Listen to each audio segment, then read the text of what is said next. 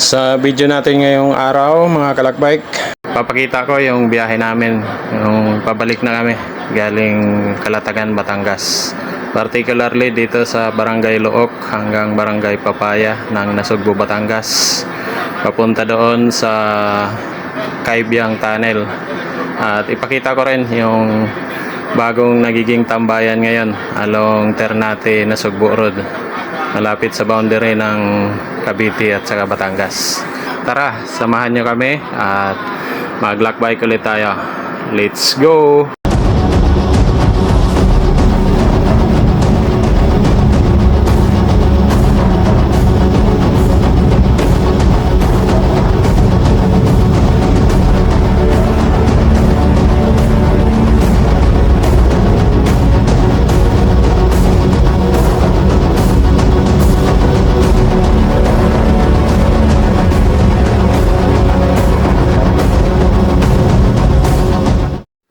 Isang mapagpalang umaga sa ating lahat mga kalakbike. Papakita ko yung biyahe namin, yung pabalik na kami galing Calatagan, Batangas. Particularly dito sa Barangay Look hanggang Barangay Papaya ng Nasugbu, Batangas.